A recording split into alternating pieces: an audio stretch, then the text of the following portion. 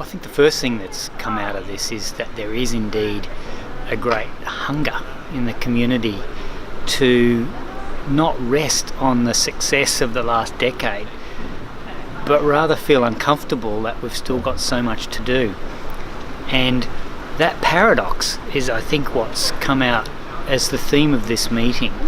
The wider malaria community that's gathered here for the first time, never before have people of such disparate backgrounds gathered, have said we're not happy, we're not comfortable with the current state of play. And that's on the background of having saved 4 or 5 or 6 million lives in the last decade, something you think people would be thrilled about. The reality, though, is the challenge is still monumental. We're stalling in that progress at the moment. The human suffering is still outrageous, and that spirit is what dominated this Congress and is what's galvanising the plan for the future.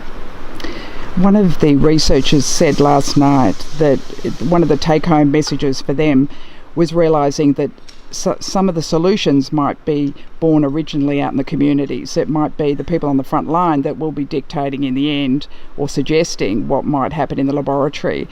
Has that also been pleasing to you, that you've been able to meld both laboratory-based research and also public health?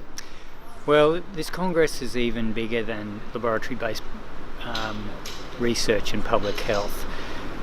What's being referred to here, and the biggest outcome of this meeting, is that those who actually get malaria, those who are amongst the poorest, most marginalised and vulnerable people in the world, have formed a union, the so-called Civil Society for Malaria Elimination.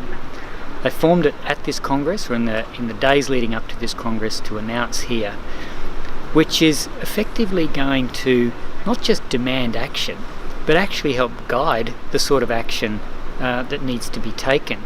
We know from responses to other diseases, and particularly HIV, that until you consult with the community, in fact until the community who are affected actually lead the process, you're guessing. And so the best outcome from this Congress is the formation of that global civil society network and that clear, broad acceptance by everybody that they need to be not just at the table, but at the head of the table. At the Congress, the statement of action released, how are you going to achieve that? Well, that's the big challenge. The statement is just a statement, is words. Yes, it was everybody's words. That's the first thing to say about the statement. It isn't ours as the Congress organisers. The statement was circulated to all 1,100 delegates and they commented. And we ended up with 5 bullet points of action.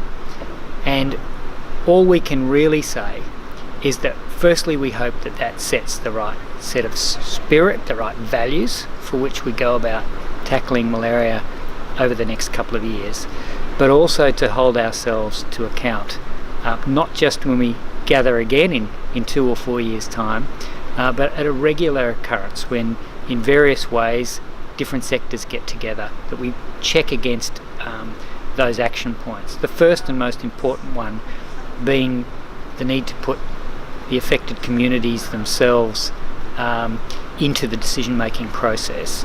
And the second is the need to innovate and at every level, out in the community, as was said earlier, of course in the laboratory, and everything in between.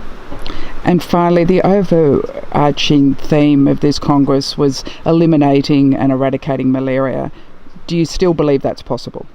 Oh, I do believe that's possible. As I've said in other forums, I see the elimination of malaria, that is the contraction of the geographical regions in which it is, as a reality, and that is happening.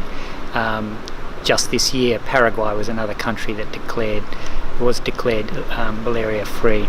Eradication, meaning the elimination of malaria for the entire world, is a much greater challenge. I view that in a sober view, with the likelihood that it's a 30 or 40-year enterprise, but a bit like other major global challenges, such as going to the moon in the 1960s, an almost impossible challenge, and eradication is of that magnitude. It's a huge and difficult challenge for which we don't have all the answers.